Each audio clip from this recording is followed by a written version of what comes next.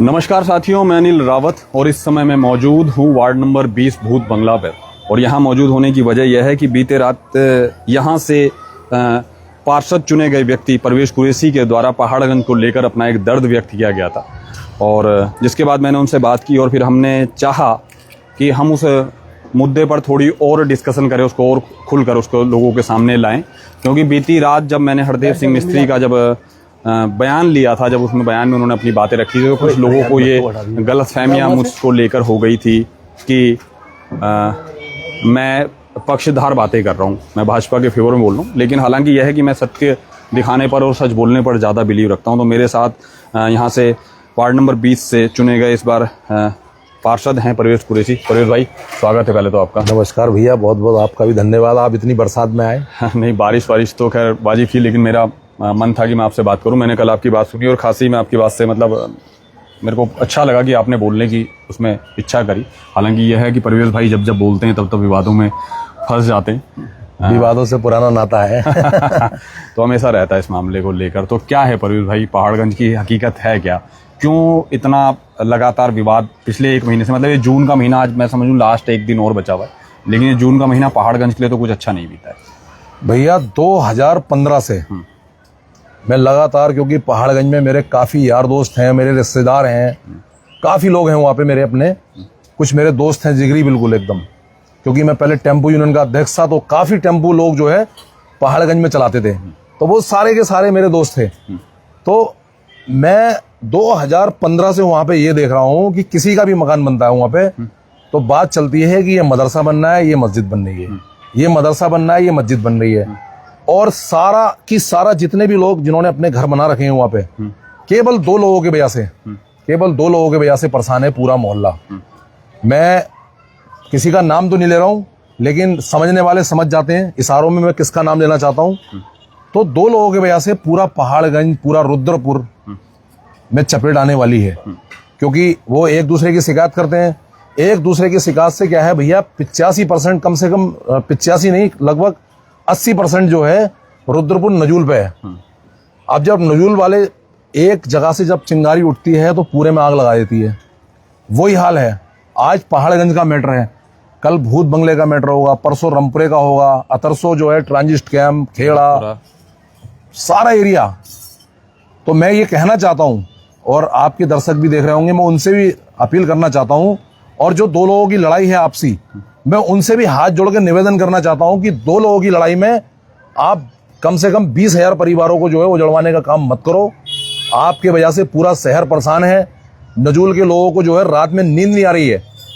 खासकर बेचारे जितने गरीब लोग आप देख सकते हो, यहाँ सारे गरीब समाज के लोग रहते हैं। भूत बंगला हो गया, पहाड़गंज, ये सब मलिंग बस्ती है। इन बस्तियों के लोग जो बेचारे अपनी नींद सही से नहीं सो पा रहे हैं, उनको ये डर लगता है कि कब हमारे वहाँ पे जो है बुलडोजर चल जाए। आज मैं एक बात समझता हूँ परवेश भाई, मैंने आपकी बात रोकी है। अगर जिस जगह से मैं भी आपके पास तक यहाँ चल के आया हूँ, अगर यहाँ से किसी के घर पे काम करने के लिए जेसीबी चल के आ जाए, तो मैं लगता है जिन घरों पे लाल निशान लगे उनके तो सबके प्राण सूख जाते होंगे कि कुछ हो गया। क्योंकि जेसीबी का अब तो खौफ हो गया है भैया। जेसीबी उस दिन जो है यहाँ पे उसने पोकलैंड ने यहाँ मिट्टी निकाली नदी के अंदर से। नदी के अंदर से जब मिट्टी निकाली तो सारे के सारे लोगों का मेरे पास फोन पहुंच गया कि परवेश भाई यहाँ पे पोकलैंड आई है। क्योंकि लोगों के दिल में डर, खौफ हो गया, उसका डर बैठ गया है। और इस डर के कारण मैं समझता हूँ कई हार्ट के मरीज भी हैं। भाई साहब, मैं ज्यादा नहीं बोलता क्योंकि किसी की मृत्यु भी हो सकती है इस कारण। तो मैं सारे लोगों से निवेदन करना चाहता हूँ, पहाड़गंज के खासकर, कि आप अपनी लड़ाई को पूरे शहर को जलाने का काम मत करो। मैं एक बार फिर आपकी बात रोक रहा हूँ। फिर मैं कहता हूँ कि आपने जैसे कहा ना कि दो लोगों की लड़ाई पे, अगर आप मुझे सुन रहे हो ना साथियों, तो एक बात ध्यान कीजिएगा। आज से कई साल पहले रुद्रपुर शहर में केवल गाड़ी पार्किंग को लेकर दो लोगों में झगड़ा हुआ था, मनिहारी गली के पीछे। जी, ठीक है। और बहुत सारे लोगों ने उस मामले में समझौता करवाने की कोशिश की, लेकिन जब वो बात नहीं बनी तो आखिर बात उसका अंजाम क्या हुआ? वो कोर्ट गए, कोर्ट से लेकर फिर एक पीआईएल दाखिल होने के बाद पूरे शहर टूटा, पूरा शहर टूटा है। और आज वो शहर में बसावट आज भी नहीं हो पाई है। तो मैं बुद्धिजीवी, अब जैसे आपने ये बात करी, मैं इसीलिए कहता हूँ जो वो शहर के बुद्धिजीवी लोग हैं, जो वरिष्ठ लोग हैं, उन लोगों को चाहिए कि ऐसी इनका कोई निवारण निकाले। क्योंकि इस तरह की लड़ाई से मैं फिर यही कहता हूँ कि इसका दंश जो होता है, कई सारे ऐसे घरों को झेलना पड़ रहा है। और पहाड़गंज बार बार इसलिए टारगेट हो जा रहा है कि पहाड़गंज एक अल्पसंख्यक बाहुल्य क्षेत्र है, लेकिन केवल उन्हीं के घरों पर निशान नहीं लगे। मैं अभी पहाड़गंज में परसों के दिन होकर आया था, बहुत सारे मेरे को पता लगा कि हमारे समाज के, पर्वतीय समाज के लोग भी वहाँ रहते हैं। जब घर टूटेगा तो सबके घर जद में आएंगे। वहाँ पे अधिकतर जो है हिंदू समाज के जो लोग हैं वो पर्वतीय समाज के हैं, और वो सारे इतने बढ़िया लोग हैं। वहाँ पे हिंदू मुस्लिम का कोई चैप्टर ही नहीं है। सबसे बड़ी बात बता दे रहा हूँ आपको मैं, कोई चैप्टर वहाँ हिंदू मुस्लिम का है ही नहीं, ना पूरे शहर में है। ये केवल हमारे राजनेता जो कभी कटमुल्ला बोल देते हैं, कभी कुछ बोलते हैं, तो ये खाली इन लोगों के बीच तक है, राजनीतिक लोगों के बीच। लेकिन जो वहाँ के लोग हैं वो बहुत सभ्य लोग हैं। लेकिन मैं सिर्फ एक ही बात कहना चाह रहा हूँ अनिल भैया, कि केवल ये देखो, मैं बार बार बता रहा हूँ आपको, बार बार वही बात पे आ रहा हूँ लौट के, कि केवल दो लोगों की लड़ाई है। दो लोगों की लड़ाई की वजह से वहां पे अभी अयूब अंसारी अपना घर बना रहे थे। जब वो अपना घर बना रहे थे वहां पे, तो उसको वहां मस्जिद घोषित कर दिया गया। अब ऐसी दूसरा पक्ष है, उसने अपना घर बनाया, उसको मदरसा बना दिया। तो क्योंकि अभी हमारे मुख्यमंत्री जी और हमारे शिव अरोड़ा जी रुद्रपुर के जो विधायक हैं, लैंड जिहाद, वो लैंड जिहाद का मामला लेके चल रहे हैं। उन्होंने सिर्फ एक ही बात पकड़ रखी है, लैंड जिहाद। अब जिहाद क्या है विधायक जी को पता नहीं है। लैंड जिहाद, लैंड तो चलो जमीन हो गई, लेकिन जिहाद का मतलब मेरी समझ में आज तक ये नहीं आया कि जिहाद जो होती है बहुत अच्छी चीज होती है। अब वो उसको जिहाद से जोड़ देते हैं। अब पहले उसको जो है उसको गूगल पे सर्च करें, उसको गूगल पे सर्च करके पता निकालें कि जिहाद होता क्या है। मैं भी वही बात कर रहा था कि जिस दिन ये जब घर तोड़ा जा रहा था, तो इस पर लगातार एक बात कही जा रही थी कि वजूनामा ये बन रहा है, ठीक है। तो मैंने जब गूगल करके पढ़ने की कोशिश की कि वजूनामा होता क्या है, क्योंकि किसी भी धर्म के खिलाफ बोलने से पहले आपको पूरी जानकारी होनी चाहिए, क्योंकि मेरा हक नहीं बनता है कि मैं आपके धर्म के खिलाफ कोई गलत टिप्पणी कर दूं, और ये होना भी नहीं चाहिए। और ये बहुत आसान काम है आज की डेट में फुटेज पाने का, कि मैं कल को खड़े होकर कहीं बयान दे दूं आपके धर्म में किसी धर्म के खिलाफ, तो सुबह रात में स्टार बन जाऊंगा। और आजकल यही चल रहा है, जोर जोर से हिंदू हृदय सम्राट बनने की रेस चल रही है, नए वाले और पुराने वालों में। और उस पर कोई ये नहीं देखना चाहता कि इसका दंश जो है वो कुछ ऐसे लोगों को झेलना पड़ रहा है जिनका इस पूरे वाक्य से दूर दूर तक कहीं लेना देना नहीं है, ठीक है। हो सकता है कि मैं साफ स्पष्ट तौर पे नाम पे कह दूं कि अयूब अंसारी और हरदेव मिस्त्री जो ये दो लोगों के नाम हैं जो लगातार इस मामले में आपसी टकराव के चलते आ रहे हैं। हालांकि यह है कि अयूब अंसारी के द्वारा आज से कुछ साल पहले जो अबरार अहमद थे उनके घर को लेकर एक आपत्ति लगाई थी, और मैं यही बात कहता हूं कि अगर उस दिन अबरार का ये घर टूट गया होता, शायद उस पर कार्रवाई हो गई होती, तो जो दोषी आज हरदेव मिस्त्री है वही दोषी उस दिन अयूब अंसारी होते, ठीक है। हालांकि यह है कि अयूब अंसारी ने उन पर 2 लाख रुपए के भी आरोप लगाए, और उनके बाद वो दूसरा जो आपके जो कांग्रेस से दूसरे प्रत्याशी है फरमान गामा को भी इस चीज में लोग, तो अब ये लड़ाई केवल 2 लोगों की नहीं रह गई है, अब ये समाज में भी कुछ लोगों की लड़ाई है। और इसमें लोग क्या है कि जानकारी के अभाव से बहुत सारी चीजों पर तंज कस रहे हैं, और वो जो लगातार बोल रहे हैं उसके बाद मुझे लगता है कि माहौल अब गरमाने वाला है। अगर किसी एक लड़के ने बहुत खुलकर किसी के खिलाफ बयान देना, उसके बाद स्थितियां वैसी नहीं रहनी है। तो बात चली कहाँ से? अब मैंने कल हरदेव मिस्त्री से बात पूछी थी परवेश भाई, तो उन्होंने कहा था कि सड़क को लेकर एक विवाद उत्पन्न हुआ था, उसके बाद वो विवाद इतना बढ़ता चले गया, फिर नहीं हुआ। फिर जब हम पर आरोप लग गए तो फिर हमने भी आरोप पे आरोप लगा दिया। मैं कहता हूं कि पहले तय करना चाहिए कि पहली आवाज और पहली गलती किसने करी है, उसके बाद फिर माहौल कितना भी गर्म हो गया तो फिर कोई फायदा नहीं बनता। और इस पे ना तो पुराने किसी जनप्रतिनिधि ने कहा, ना ही देखिए आज इतने कुछ के बावजूद कांग्रेस स्टैंड नहीं ले रही है। अब परवेश कुरैशी का स्टैंड लेने की 2 बातें हो गई, क्योंकि परवेश कुरैशी उस धर्म से आते हैं, वहां आपके अपने लोग हैं, आपको उनका दर्द है, आप कांग्रेसी हैं तो बोलते हैं, लेकिन बाकी और लोग क्या कर रहे हैं, किसी को तो बोलना चाहिए इस मामले में। देखो हमारी पूरी कांग्रेस कमेटी जो है सो रही है, और सोने का मतलब ये है कि भैया मैं तो कहता हूं सो नहीं रही है, मूर्छित हो गई है वो। हाँ मैं बता रहा हूँ, वही को तो जगाया जा सकता है ना, वही मैं आ रहा हूँ। आप भैया बताओ, पूरा पहाड़गंज में जो है 300 से अधिक मकानों पे जो है नोटिस आ चुका है, उन पे लंबरिंग हो गई, वो केवल टूटने की कगार पर रह गए अब। क्या मैं अपने अध्यक्ष जी से कहूंगा, क्या ये मकानों पे जब बिल्डोजर चलेगा तब आएंगे वो? भाई निकल के आओ ना आप, उसके बाद प्रेस कॉन्फ्रेंस होगी ना टूटने के बाद। भाई प्रेस कॉन्फ्रेंस से क्या होता है? यही तो धरना प्रदर्शन करो, आप पुतले जलाओ, आप जैसी बेहड़ जी बैठते हैं धरने पे, मैं तो कहूंगा अपने अध्यक्ष जी से, आप आओ, निकल के आओ, मैं आपके साथ हूं। मैं आप मेरी ठीक है, आपसे मेरी दूरियां हैं, कोई बात नहीं है, मैं आपका भाई हूं, मैं कांग्रेस पार्टी का हूं। मैं अपने अध्यक्ष जी से भी अपील करना चाहूंगा कि आप आओ। कहां सो रहे हो आप?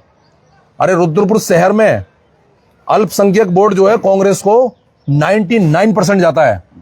एक पहाड़गंज वहां से पार्षद जो है नूरुद्दीन बन गया, तो क्या आप क्या सारे अल्पसंख्यक को छोड़ दोगे? अरे भाई मैं इस बात पे एक बात और कहता हूँ, नूरुद्दीन के भी साथ भी तो भाजपा में जब वो पार्षद बने हैं तब जाके उनके घर पे जेसीबी चलती है, तब जाके उनके घर में उठता है, तो उनको भी क्या मिला है भाजपा में जाके? ये तो बड़ा सवाल तो उनपे भी है ना। अब आप खुद समझिए कि आप पूरे समाज के आपने कहा कि 90% है, मैं मानता हूँ 10% में से अयूब अंसारी और नूरुद्दीन है। उन लोगों ने भाजपा को वहां सींचा है, जिस भी तरीके से वो चुनाव जीते हैं ये करके, और चुनाव जीतने के बाद पहला परिणाम मतलब अभी विकास, मैं कल कहता हूं कि अभी सचिन मुंजाल ने कहा था कि 4 महीने 18 दिन के बावजूद हमें निगम से कोई काम नहीं मिला है। मेरी इस मामले में विकास शर्मा से बात हुई, उन्होंने कहा कि अभी कहीं भी कोई काम आवंटित नहीं हुआ है, अभी इसमें एक रूपरेखा बनाई जा रही है और जिस दिन आवंटित होगा सबको मिलेंगे। अब ये कहता हूं 4 महीने 18 दिन के बाद किसी को कुछ मिला तो है नहीं, लेकिन चले जरूर गया है। अब आप समझिए कि आपको पहली बार आप पार्षद बनकर आए हैं भाजपा से, भाजपा पहली बार ऐसे उससे जीती है अल्पसंख्यक इलाके से, और आपको जीतने का ये वजीफा ये मिला है कि आप ही के जिला अल्पसंख्यक मोर्चा के उपाध्यक्ष का घर ढा दिया गया है। अरे मैं तो एक बात कहना चाहता हूँ रावत जी, मुझे हंसी भी आती है। मैं गया था विकास शर्मा जी के उस पे ऑफिस पे, ये बैठे थे वहां पे, तो मुझे उनका चेहरा देख के हंसी आ रही थी कि इससे अच्छा तो आप किसी पार्टी से ना लड़ते, निर्दलीय चुनाव लड़ लेते, तब शायद हो सकता है कि आपका घर रुक जाए। क्योंकि उसको जो है इतना ज्यादा हाइपर कर दिया अपने मिस्त्री साहब को भी कि उनको जो है पुतला फूकना पड़ गया। अब विधायक जी भी घबरा गए। हालांकि नूरुद्दीन हाजी और तुम्हारे क्या नाम मोहित कक्कड़, ये आपस में जिगरी दोस्त हैं, दोनों पार्टनर है। अब जो है लैंड जिहादी कौन है? आपकी पार्टी के लोग। जहादी कौन है? आपकी पार्टी के लोग।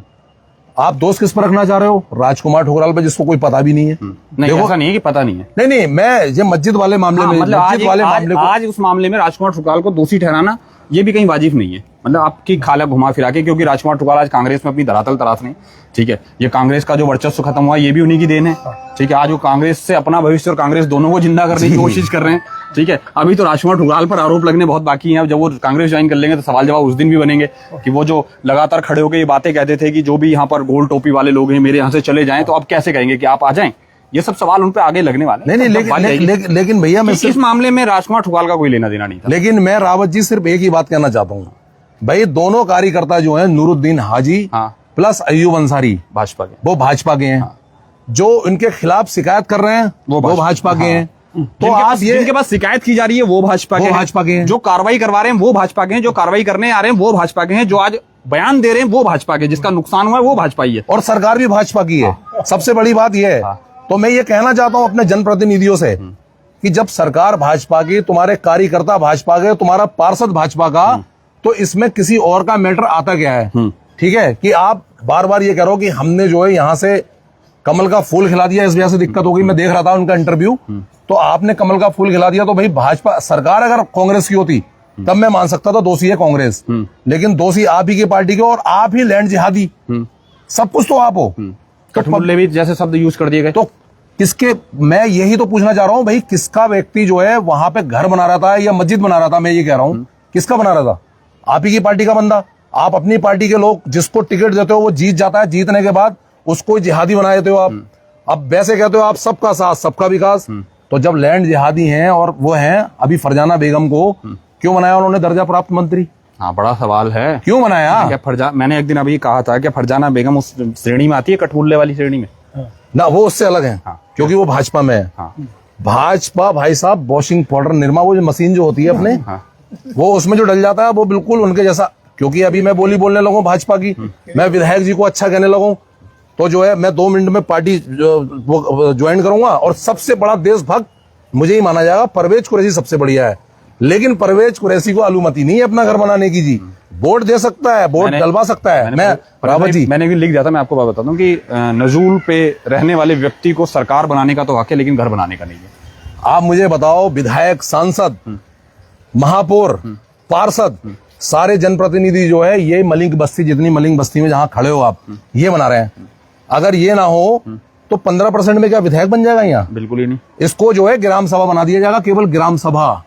अगर 15% यहाँ शहर रहेगा, ग्राम सभा में भी तो आबादी वाली जगह है, वो भी कहाँ रहती है? हाँ, तो मैं यही कहना चाहता हूँ, मैं अपने लोगों को ये समझाना चाहता हूँ कि हिंदू मुस्लिम कुछ नहीं है, कुछ नहीं है, सब इंसानियत है भैया। कोई हिंदू नहीं है, कोई मुसलमान नहीं है। मैं रावत जी आपको एक बात बताना चाहता हूँ, मेरे एक बूथ पे केवल मात्र 109 वोट थे मुस्लिम, जहां हम खड़े हैं जिस एरिया में। ये आप देखो सारा हिंदू एरिया है, टोटल हिंदू एरिया है। मैं एक मिनट दिखाता हूँ। देखिए, एक मंदिर वहां बना हुआ है, एक मंदिर मेरे पीछे बना पड़ा है और इधर भी अभी गली वली में भी थे और यहाँ बहुत सारे ऊपर आरएसएस के और हिंदुओं के झंडे लगे हुए हैं। जी, आप क्या कहना चाहते हैं? इस वाले बूथ से 109 वाले बूथ से 576 वोट परवेज कुरैशी को मिलते हैं हिंदुओं के। हिंदू 109 वोट थे मुस्लिम और मुझे 576 अगर वोट यहाँ से मिलते हैं तो आप बताओ रावत जी मुझे किसका वोट मिला हुआ? हिंदुओं का। और भारतीय जनता पार्टी का बंदा जो है मैंने 1027 वोट से हराया। ये तो आपने पहले ही कह दिया था। तो मैं ये कहना नहीं, मैं ये बताना चाह रहा हूँ कि हिंदू मुस्लिम कुछ नहीं है कहीं पे भी। हमारे दिमागों के अंदर जो गंदगी भरी है उस गंदगी से हम जो है बाहर निकल के आए तो अब ये हिंदू मुस्लिम का चैप्टर ही खत्म हो जाएगा। क्या रहते नहीं है क्या? अभी देखो ये बराबर में हमारे पंडित जी हैं, उसके बराबर में मुस्लिम का घर है, उसके बराबर में हमारे हकीम जी का घर आ गया, उसके बराबर में ये किसका है? सचिन जी का घर है, सचिन पाल का और मदन पाल जी का। तो कोई दिक्कत नहीं है यहाँ पे, नो प्रॉब्लम। सारे लोग हम त्योहार साथ में मनाते हैं भाई। ये तो केवल दो लोगों की लड़ाई की वजह से हिंदू मुस्लिम जो है पूरे शहर के अंदर आज उसके वजह से पूरे उस पे पंजा जो है गरजने वाला है। रावत जी, मैं विकास प्राधिकरण गया था, विकास प्राधिकरण के लोग ये बोल रहे हैं कि भाई जितने भी नए घर बने उन सब पे जो है बिल्डोजर चलने वाला है। और लेकिन मैं ये बात कहना चाह रहा हूँ रावत जी, अगर इन लोगों ने अपनी लड़ाई बंद नहीं करी तो आज जो है पूरा रुद्रपुर शहर इन लोगों के खिलाफ जो है धरना प्रदर्शन करेगा, ना कि विकास प्राधिकरण के ना किसी प्रशासन के, क्योंकि दो लोगों की वजह से हम पूरा रुद्रपुर शहर क्यों बर्बाद हो। बिल्कुल। अभी जो कल्याणी नदी वाला भी मैटर आने वाला है, जिसपे भी कल्याणी नदी पे भी मतलब इसकी जद में जो घर आने वाले हैं वो भी टूटने हैं और मेरे ख्याल में लगता है उसकी शुरुआत जो है इन लोगों ने खुद ही से ही रख दी है। शुरुआत क्या भाई साहब, मुझे कभी कभी इतना बड़ा दुख होता है क्योंकि लोगों ने, आप देखो जरा पूरी, भैया जरा कैमरा आप दिखाना जरा, पूरे लोगों ने घर बना रखे हैं, गरीब लोगों ने, और बहुत पुराने घर बने हैं। और इसमें ये नहीं है भैया किसी का, हिंदू का या मुसलमान का, सबके एक तरफ सब मिले जुली बस्ती है पूरी हमारी। ये लोग जाएंगे कहाँ पर भाई अगर तोड़ दिए जाएंगे तो? अब ये तो इन जनप्रतिनिधियों से पूछा जाए ना, जिन्होंने एक वो लॉलीपॉप बांटा था, क्या नाम, पट्टो वाला, कि साहब फ्री होल्ड हो रहा है आपका, क्योंकि उस टाइम पे जो है मेयर का चुनाव पास था, उसकी वजह से वो लॉलीपॉप जो है खूब बटा। हमारे जो पूर्व मेयर हैं रामपाल जी, वो कुर्सी पे ही बैठ गए थे अपनी, देखा ही होगा आपने, सांसद साहब ने बैठा था उनको। तो मैं उनसे सबसे सवाल करना चाहता हूं कि भैया आपकी सरकार में बार बार इस तरीके का झूठा भ्रम फैला के अभी 2027 आ रही है। आप देखो ये 2027 कुछ नहीं है भैया, ये केवल 2027 की तैयारी है। यहाँ पे जो है पहले जो है लोगों को खूब उकसाया जाएगा, सबके यहाँ नोटिस बांटे जाएंगे, सबके यहाँ लंबरिंग होगी। बाद में जो है मुख्यमंत्री जी आएंगे गांधी पार्क के अंदर, मैं अभी से भविष्य बता दे रहा हूँ, बाद में गांधी पार्क के अंदर वो आएंगे, एक भी बंदा रुद्रपुर का नहीं हटाया जाएगा, ये मुख्यमंत्री जी की गारंटी होगी। जैसे रेखा गुप्ता जी ने दिल्ली में बयान दिया था कि कोई भी झुग्गी बस्तियां नहीं तोड़ी जाएंगी, हाँ, पानी नहीं भरेगा, और वो बयान 10 दिन स्टैंड नहीं रहेगा। तो वो सरकार बनी हुआ पे खत्म। भाई गरीब जो है, इनको जो है महंगाई हटाओ नहीं है, इनको गरीब हटाओ है। जाएंगे कहाँ ये गरीब? मेरी समझ में नहीं आता है। मेरे आप समझिए ना कि चलो मैं आपसे तो विवाद मान लेता हूँ कि खासी नाराजगी आप अल्पसंख्यक से उससे आते हैं, लेकिन हम जैसे लोग भी अगर इसमें कहीं, हमारे भी कुछ यार दोस्त हैं, जैसे मंदिर टूटेगा, मंदिर वाला जाएगा, ये पाल का घर चले जाएगा, बाकी ये वाला हिंदू का घर है और सब लोग घर हैं, ये मंदिर है, ये सब लोग जाएंगे कहाँ? क्या सोचा है सरकार ने? रावत जी, ये पाल और ये सचिन और ये जितने भी लोग हैं ना, ये सब मेरे अपने लोग हैं। मैं अभी खून काटता हूँ उनका भी और अपना भी, और मिलाता हूँ। और आप जाओ उनके घर पे, और जाने के बाद मैं तो यहीं पे हूँ, आप जाओ उनसे कसम लेके पता कर लेना कि आपको सबसे बढ़िया बंदा कौन लगता है यहाँ। वो अपने आप बोल देंगे कौन अच्छा लगता है, क्योंकि हमारे यहाँ पे हिंदू मुस्लिम वाला चैप्टर ही नहीं है। लेकिन सबसे बड़ी बात ये है भैया कि जब ये हटेंगे तो वो, अब हमने पूछा अपने जनप्रतिनिधियों से जो इस टाइम मौजूदा हैं, मैंने अगर इतने लोग आप हटाओगे ये कहाँ जाएंगे? प्रधानमंत्री आवास योजना। नहीं, प्रधानमंत्री आवास योजना में देखिए मैं आपको एक बात बताता हूँ क्लियर कट करके, हमारे यहाँ प्रधानमंत्री आवास योजना के तहत एक बिल्डिंग बनी हुई है, मेरे इलाके में, हमारी ग्राम सभा में आती है। वहाँ कुछ घर आवंटित हुए हैं आपके समाज के लोगों को। जब अंत में वो नाम खुल के आते हैं तो उस पर विवाद उत्पन्न हो जाता है और उस पर जाके आरोप ये लग जाता है कि भाई इसकी दोबारा से जांच होगी, और ये मान लीजिए कि आप प्रधानमंत्री आवास योजना का हिस्सा नहीं है। वहां तो मना कर दिया गया है, अब उनको कहीं और भाग जाएंगे, फिर कहाँ जाएंगे, फिर कहाँ जा रहे हो? तो फिर ये चलो, मैं ये बात भी आप, बहुत बड़ी बात है, हाँ, ये बात भी मुझे आपके माध्यम से पता चल गई। तो फिर कहाँ हो गया भैया सबका साथ सबका विकास? फिर तो झूठा विश्वास, झूठी बात और झूठा विवाद। भाई एक बात बताओ आप मुझे, मैं रावत जी यही पूछना चाह रहा हूँ कि ये आखिर ये रुद्रपुर के अंदर कराना क्या चाहते हैं जनप्रतिनिधि यहाँ के? ये तो वही जाने, ये यहाँ के जनप्रतिनिधि क्या कराना चाहते हैं? इस रुद्रपुर शहर के अंदर आग लगाना चाहते हैं? रुद्रपुर शहर को जलाना चाहते हैं? मैं तो ये पूछना चाह रहा हूँ। भाई ये तो बहुत बड़ी बात है। अगर इस तरीके की बात निकल के आ रही है कि भाई यहाँ पे मुस्लिम या हिंदू, जहाँ पे पहली बात तो जब इनको ऐसा सारा सिस्टम पता है कि ये हो सकता है तो फिर इनको अलग अलग बिल्डिंग बनानी चाहिए थी। और फिर बिल्डिंग बनाने के बाद में भी मैं ये बता देना चाहता हूँ कि फ्री नहीं मिलने वाली आपको बिल्डिंग। वो जितने रुपए की बिल्डिंग, जितने रुपए का मकान मिल रहा है उससे डबल पैसा आपको देना पड़ेगा। और 35-40 गज की एक वो 35 गज का उन्होंने प्लाट, और उसमें पूरा लैट्रिन बाथरूम सब कुछ उन्होंने उसमें बना रखा है। तो वो भी एक अच्छी चीज नहीं है, वो 6 लाख रुपए से भी ऊपर पड़ेगा। अब महंगा है वो करके। हाँ, मैं एक बात और अब इस मामले में से हटके बात करते हैं। जैसे अभी लगातार हिंदू मुस्लिम को लेकर वाद विवाद हो रहा है परवेज भाई। अभी हम देखिए, मैं पीछे दिखा देता हूँ, मेरे ठीक पीछे कल्याणी नदी यहाँ बह रही है, और एक बार मैं जूम करके दिखा देता हूँ कि वहाँ को देखें, वहाँ जहाँ वो जूम करके वो आप देख रहे होंगे, ये वो पुल जो कल्याणी नदी के ऊपर से जा रहा है। यहाँ से कल्याणी नदी को दोनों साइड 20-20 मीटर चौड़ी होना है। और लेकिन एक बात मेरे को अभी देखने में आया कि यहाँ पर कुछ निर्माण हैं, जो कार्य हैं जो सरकार के द्वारा किए गए हैं। अगर कल्याणी नदी, तो शुरू से ही पता था कि पिछले 5 सालों से 6 सालों से लगातार कल्याणी नदी पे बात इस तरीके से हो रही थी कि इसको दोनों साइड 20-20 मीटर तक चौड़ा किया जाएगा। अगर ये चौड़ा करने वाली बात थी तो पुराने वाले निगम के कार्यकाल में ये टीन शेड और ये सब चीज़ें, यहाँ इतना सारा पैसा क्यों बर्बाद किया गया। और मैं कहता हूँ कि सरकार इन चीज़ों को भले चाहे आज तोड़ दे, अभी तोड़ दे उस करके, लेकिन क्या पुराने नेताओं पर और पुराने लोगों पर, पुरानी क्या कहते हैं उसके लिए, जो यहाँ के प्रशासनिक अधिकारी रहे थे, उन लोगों पर कार्रवाई करेगी सरकार? करना चाहेगी या नहीं करनी चाहिए? मैं दिखाऊंगा एक बार। देखिए, यहाँ नीचे पक्की सड़क बनी है, ये भी निगम के क्षेत्र से बनी होगी। बिजली के पोल लगे हुए हैं, बिजली के मीटर है, कनेक्शन है, वहाँ एक बोर्ड लगा हुआ है रामपाल जी के द्वारा, ठीक है। तो जब ये सब क्षेत्र डेंजर जोन में था, या फिर ये तराई उसके कल्याणी नदी की जद में आने वाली जगह थी, तो इन सब जगहों पर ये क्यों करा? जैसा अब आज सरकार काम कर रही है, आज मेरे को एक काम अभी बढ़िया लगा। उन्होंने कहा कि कल्याणी नदी की 20 मीटर की जद में हम किसी को ना तो बिजली का कनेक्शन देंगे, ना किसी को कोई सुविधा देंगे, नए को नहीं देंगे। चलो, उन्होंने यहाँ से एक कार्यप्रणाली बना ली गई है। ये पिछली वाली सरकारों ने क्यों नहीं करी? और अगर नहीं भी करी थी तो फिर पिछले 5 साल में ये सब काम क्यों नहीं किया? पिछले 10 साल में विधायक जी ने क्यों नहीं काम किया? रावत जी, ये जो सामने टीन सेट पड़ा है, एक पड़ा हुआ है सोनी कोहली जी के टाइम का, वो दिखा दे एक बार, ये सामने वाला। हाँ जी। और जो पल्ला वाला टीन सेट बना हुआ है, हाँ, वो टीन सेट बनाया है हमारे रामपाल सिंह जी ने। हाँ। तो मैं ये कहना चाहता हूँ, और ऊपर से ये बाउंड्री यहाँ से लेके पुल तक आप दिखाओ जरा। अभी ये थोड़ी बाउंड्री भी है यहाँ पे, अभी जरा सी बची हुई है, बाकी तो टूट गई है, पूरी बह गई। ये करीब 30-35 लाख रुपए की लागत से, मुझे पूरा एग्जैक्ट पता नहीं है, लेकिन जो मुझे सूत्रों से पता चला है, वो 30-35 लाख रुपए से ये बाउंड्री बनी। हाँ, बिल्कुल, ये बर्बाद किया गया है ना। फिर एग्जैक्ट बात है कि अगर आपको पता है, और इस पर और पिछली बार भी बट रहे थे ये नोटिस, ऐसा नहीं कि आज पहली बार बटेंगे, पिछली बार भी बट रहे थे। अगर ये सब चीजें थी तो फिर ये सब पैसा यहाँ पर क्यों वेस्ट किया गया, इस पर बड़ा सवाल है। और मैं वही बात कह रहा हूँ कि अगर आपका 20-20 मीटर वाला कानून लागू होता है तो 20-20 मीटर पे आप बंद करिए। चलिए, आप नई वाली कमेटी ने बंद कर दिया कि भाई अब नया घर नहीं बनने दिया जाएगा, हम मानते हैं कि आप नए को नहीं बसाने दिए जाएंगे, लेकिन पुराने वालों के लिए आपके पास वैकल्पिक जवाब है क्या करने वाले हैं? अब इस जगह को खाली करके आप क्या करने वाले हैं? मैं तो भैया, इस जगह खाली करके आप क्या करने वाले? नहीं, मैं तो देखो पहले टीन सेट पे बोलूंगा। रावत जी, मैं ये कहना चाहूंगा कि राजस्व का जो पैसा खराब करा है जिन जनप्रतिनिधियों ने, ये उनसे वसूला जाए पैसा, अधिकारियों से।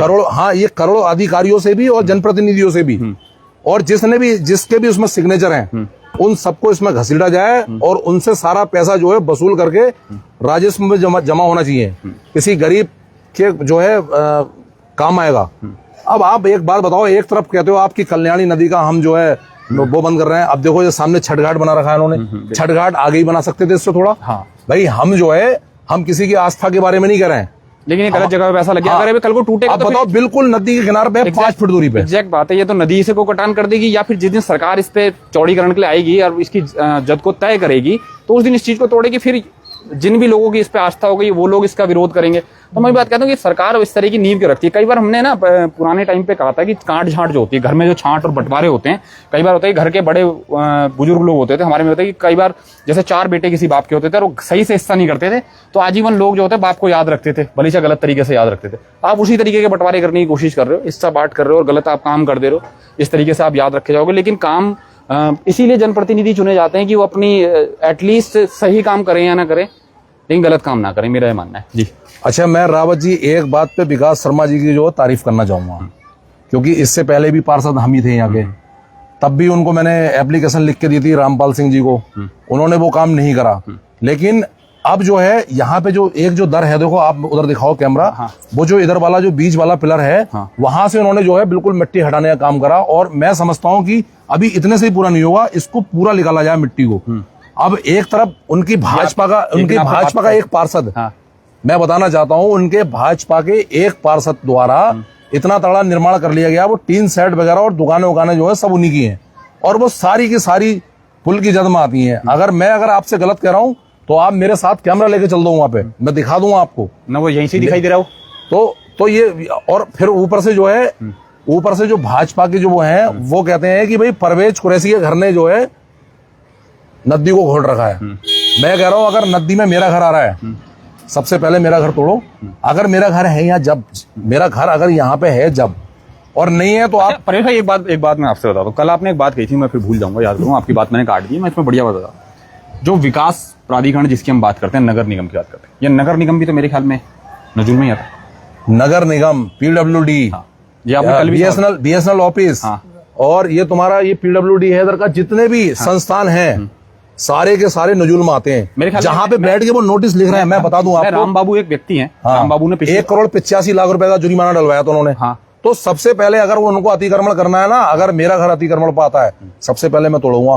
पहले नगर निगम की जो बिल्डिंग बनाई है उसको तोड़ें, शुरुआत वहां से करें, और फिर जितने भी ये गरीब हैं ये अपने आप हटाने का काम करेंगे। भूत बंगले को मैं खाली कराने का काम करूंगा, पहले वो नगर निगम खाली करें। और सामने का जो हैडल है पूरा उन्होंने जो स्ट्रक्चर बना रखा है, कई एकड़ जमीन, वो सारी खाली करें।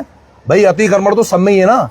विकास प्राधिकरण से मेरा निवेदन है, जो हमारे पंकज उपाध्याय जो हैं वो मतलब उसके विकास प्राधिकरण के अधिकारी हैं, मैं उनसे निवेदन करना चाहूंगा, किसी भी गरीब के यहाँ पे आप जब आएंगे, जब पहले अपने ये संस्थान हटाएंगे, अन्यथा अगर किसी की ईंट हटाने की बात करी आपने तो हम मर जाएंगे। आप मार दो, हमें डंडे से मार दो, चाहे हमारे ऊपर JCB मशीन चढ़ा दो, हम हटने का काम नहीं करेंगे। पहले आप सरकारी संस्थान तोड़ाएं, उसके बाद किसी भी कॉलोनी में घुसने की बात करें आप। परवेज भाई, आपके यहाँ भी ना कुछ लोगों के यहाँ लाल निशान लगे हुए नीचे, कुछ लोगों के यहाँ, कभी आप इन लोगों से बात करते हैं, इन लोगों का क्या कहना होता है इस मामले में?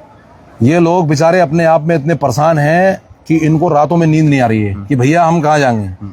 लेकिन मैंने इनको ये आश्वासन दिया है कि अब जैसा भी हो, कुछ भी करना पड़े इनके लिए, क्योंकि मैं एक जनप्रतिनिधि हूँ, जनप्रतिनिधि के नाते मैं इनका चाहे जहां पे भी एडजस्टमेंट कराऊं, लेकिन मैं इनका एडजस्ट कराऊंगा जरूर। मैं अपने खासकर अपने बात की बात कर रहा हूं। मैं परवेज भाई एक बात बताता हूँ, जैसे मैं भी पत्रकार हूँ और हमारे भी हाथ में बहुत कुछ नहीं होता, हमारा काम है खबर दिखाना, उसके बाद कुछ नहीं होता। लेकिन मैं कोविड से निकला हुआ एक व्यक्ति हूँ। मैं कोविड के उस टाइम पे हमने अपनी जो भी हमने किया है लोगों के लिए, उसके बाद होता है, मेरे को बड़ा अजीब सा लगता है। जैसे कोलड़िया टूटा, जैसे राम मनोहर लोहिया मार्केट टूटी, जैसे बस अड्डे के सामने के लोग उजाड़े गए, हमने घर टूटते हुए लोगों को दिखाया है कि घर टूट गए। अब मैं कई बार सोचता हूँ कि यार उन लोगों से मिल के आना चाहिए, उन लोगों तक पहुँचना चाहिए, आज उनकी जीवन यापन किस तरीके से हो रहा है, कहाँ हैं वो लोग। ठीक है, ऐसे ही लोग चले जाएंगे इस बाजार से, 10-12 हज़ार लोग, आबादी 20,000 लोग चले जाएंगे, किसी को क्या फ़र्क पड़ रहा है। देखिए, मैं फिर वही बात बताता हूँ कि मैं पत्रकारिता आपने देखी होगी, मैं बहुत कम करने की कोशिश करता हूँ। रोज़ एक्सीडेंट हो रहे हैं, लोग मर रहे हैं, रेप रोज हो रहे हैं, रोज़ गोलियां चल जा रही हैं, सब कुछ। मैं इन चीज़ों को अब खबर मानना मैंने बंद कर दिया। डंपर से एक्सीडेंट हो रहे, क्योंकि जिस काम पे सरकार खुद से जिम्मेदारी नहीं लेने की कोशिश कर रही है, वो अब खबर नहीं रह गई, वो एक आम बात हो गई है, क्योंकि ये सब चीज़ें आम बात हो गई। लेकिन फिर भी मैं कहना चाहता हूँ कि इतनी बड़ी आबादी में अगर ये सब लोग यहाँ से हटेंगे तो फिर जाएंगे कहाँ, इनका होगा क्या? मैं वही सोचता हूँ भैया कि यार इतने लोग, कम से कम 20,000 लोग हैं। 20 चीखें, समझते हो आप, जिस दिन ये टूटेगा ये चीखें कहाँ तक जाने वाली है? मैं देखो भैया वही बात कहना चाह रहा हूँ कि ये 20,000 लोग अगर इनको हटाएंगे, देखो पुनर्वास का तो सुप्रीम कोर्ट बोलता है, हाई कोर्ट बोलता है, सारे लोग बोलते हैं ना, पहले इनका पुनर्वास किया जाए, पुनर्वास करने के बाद में इनको हटाने की आगे की जो कार्रवाई है वो तब करें, उससे पहले जो है इनका पुनर्वास कर दें। मैं अपने मुख्यमंत्री जी से भी आदेश तो हाथ जोड़ के निवेदन करूंगा, और हमारे जितने भी जनप्रतिनिधि हैं, विधायक जी हैं, महापौर जी हैं, सांसद साहब हैं, इनको पहले आप बसाने का काम करो। ये सारे लोग आप जैसा बोलोगे आपके आदेश का जो है पालन करेंगे, लेकिन पालन करेंगे जब भैया इनको जो है, इनको कहीं रहने की जगह दी जाएगी। आप तोड़ोगे फिर वहीं बस जाएंगे लोग, आप तोड़ोगे फिर वहीं बसेंगे। जाहिर सी बात है, जब इनके पास कहीं जमीन ही नहीं है अपनी, इनके पास कोई गांव में जमीन नहीं है, बेचारे अपने यहीं पे इन्होंने छोटा मोटा आसियाना बना। अच्छा, मैं आपको एक बात बताता हूँ, मौजूदा समय में हम नई इस सरकार के बारे में बात करते हैं। सरकार कुछ मुद्दों पर बात नहीं करती, जैसे शिक्षा पर कभी सरकार को बात करते हुए नहीं देखा होगा, नहीं देखोगे आप, ठीक है, स्वास्थ्य पर कभी बात करते हुए नहीं देखा होगा, रुद्रपुर का जो सरकारी हॉस्पिटल है वो आज केवल यहाँ से ट्रांसफर का ऑर्डर वहाँ से करते हैं कि भाई आपको रेफर सेंटर बन गया है, आप किसी मरीज को लेके जाओ, बाहर से हल्द्वानी ले जाओ, उसको मुरादाबाद ले जाओ। सर इन मामलों पर सरकारी अधिकारी जो आपके जनप्रतिनिधि ये क्यों नहीं बात करते? केवल ये हिंदू मुस्लिम तस्लीम आबादी, कल्याणी नदी, नजूल, यही सब चल रहा है, ये सब फिजूल की बातें चल रही हैं, मुद्दे पर बात क्यों नहीं होती? देखो भैया, जो क्या आज लगता है आपको कि मुद्दों पर बात क्यों नहीं करती? उसका मैंने नाम रखा है रेफर सेंटर हॉस्पिटल। हाँ हाँ हाँ, ठीक है, वो सभी लोग बोलते हैं उसको। तो मैं ये कहना चाहता हूँ, जनप्रतिनिधि कहाँ है? तिलक राज भेड़ ने जो आज बना दिया, ये देखो किसी से छुपी बात नहीं है भैया, जो तिलक राज भेड़ ने बना दिया वही है। तिलक राज भेड़ ने बनाया क्या नाम, मेडिकल कॉलेज। मेडिकल कॉलेज पे पैन लग के, चाहे चलो किसी का नाम लिख गया, मुझे उस पर नहीं बोलना, लेकिन मैं ये उन जनप्रतिनिधियों से पूछना चाहता हूँ कि हिंदू मुस्लिम करने वालों, कम से कम एक बार उधर भी तो जाके देख लो। गरीब इंसान के पास, जिसके पास 1 रुपया इलाज का नहीं है, वो अपने बच्चों का इलाज कैसे कराएगा? अपनी बीवी बच्चों का इलाज या खुद का इलाज कैसे कराएगा?